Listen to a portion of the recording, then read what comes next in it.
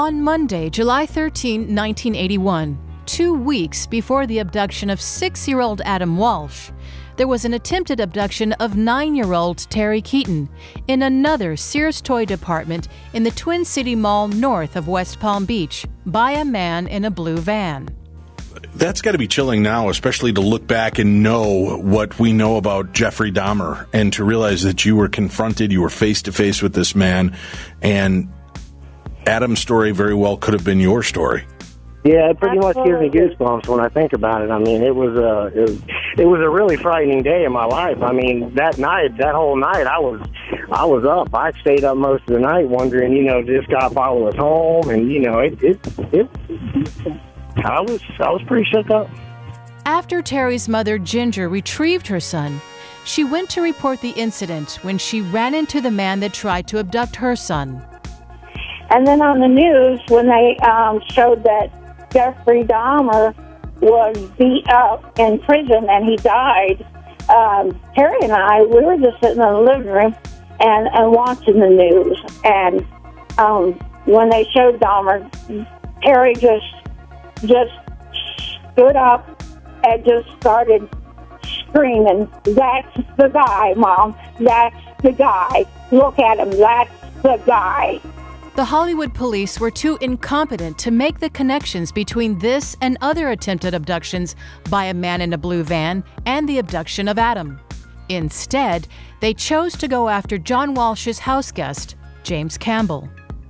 Even though the Twin City Mall composites matched the Hollywood Mall composites, the Hollywood police dismissed the connection, saying the composites didn't match James Campbell. So instead of dismissing James Campbell, they dismissed all the witnesses from the Twin City Mall and the Hollywood Mall, as well as other locations. Even though other police chiefs called them to say the attempted abductions in their cities matched, they were dismissed as well.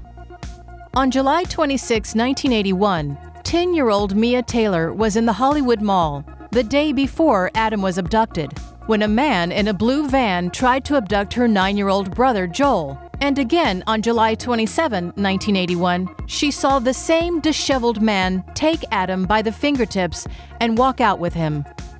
Had I not stopped him from talking to my brother, because like I was saying, he was really fixated on my brother.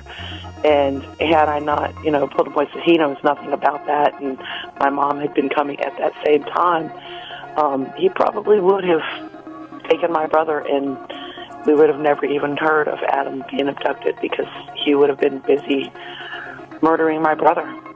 2 weeks later, on August 10, 1981, Adam's severed head was found in a canal off the Florida Turnpike.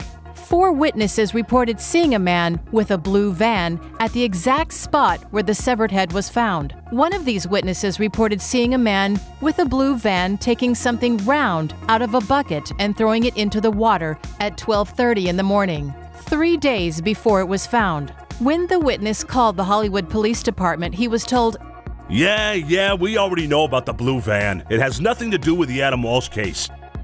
On July 22, 1991, Jeffrey Dahmer was arrested in Milwaukee for numerous mutilation murders committed in his apartment. One of those murders was a young boy named Konarak Synthasmphone. Yet the Hollywood police refused to even consider Dahmer as a suspect. They claimed young boys were not his modus operandi, even though Adam as well as Konarak's heads were decapitated. This was something Dahmer was known for doing many times over. Then the Hollywood Police Department decided to close the case and pin Adam's abduction and murder on an innocent man.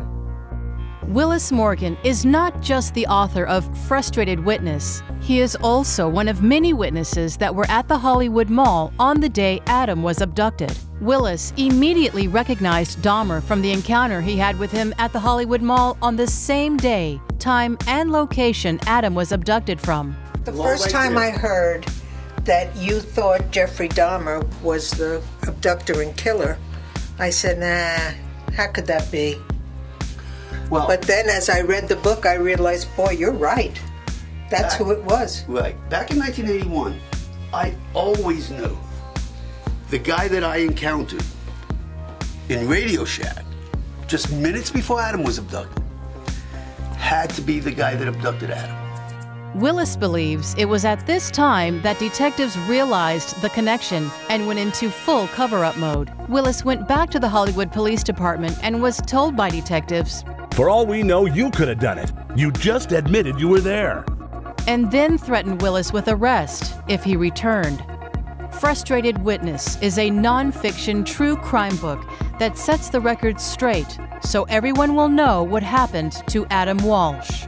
For more information, visit frustratedwitness.com.